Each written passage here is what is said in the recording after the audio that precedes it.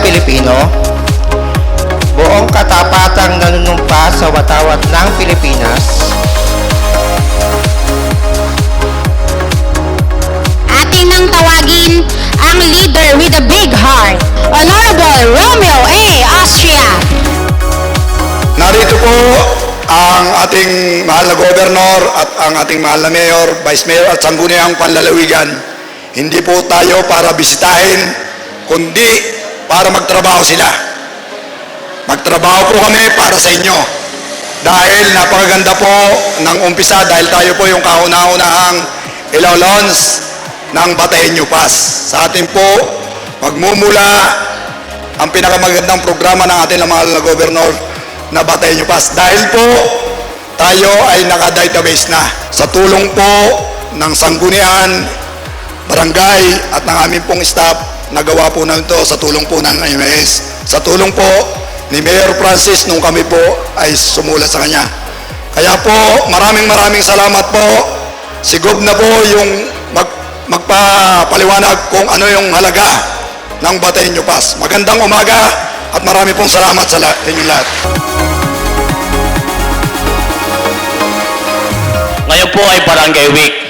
Alam lang po natin na talagang ang Barangay Week ay napakaganda po na programa na sinimula ng ating dating Mayor Joet Garcia. At ito po ay pinagpatuloy ng ating dating Mayor Francis Garcia at lalo pong pinahusay at pinaganda ng ating Mayor Raquel Garcia. Sana po sa mga tangkol, yung linggong pong ito na nasa inyo po ang ating Barangay Week, makiisa po tayo, makialam sa mga programa na binababa po ng ating city government para po sa atin. Amin pong napag-usapan nung nagsisimula pa lang po ang termino at sinabi rin po namin sa inyo na dadalasan po natin ang Barangay Week. Kaya po ngayon po nakakatatlo na po tayong Barangay Week, pangatlo po ito. At talaga pong special po ang Barangay Week na ito dahil as you see po, very well attended. Alam niyo po ba kung bakit? Kasi nga po, hinahangaan ang inyong pinuno na si Bokal Romy. Alam niyo po, si Vice Mayor Francis po,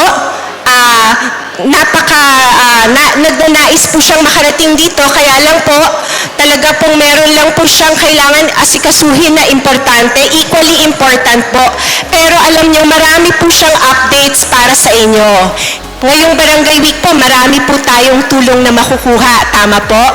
Pero yung tulong po na yon, nais po namin, hindi lang po sa inyo magtapos, kundi sana po yung tulong na yon maging paraan po para sa inyo, para mas maging kahanga-hanga pa po kayo, at later on po, makatulong rin po kayo sa ibang tao. Maraming salamat po.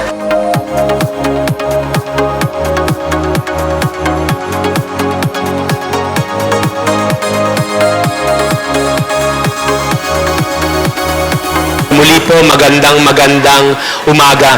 So ako po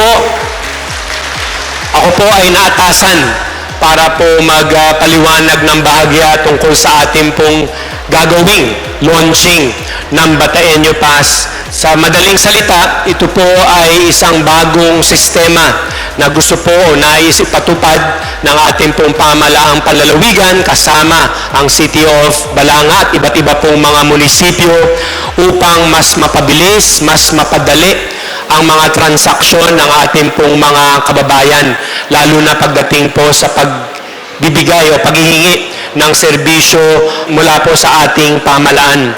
At ang kagandahan po nito, para rin po maging mas madali ang pag-i-issue o pagbibigay ng Batahenyo Pass, ang kinakailangan lang ay yung inyo pong national ID.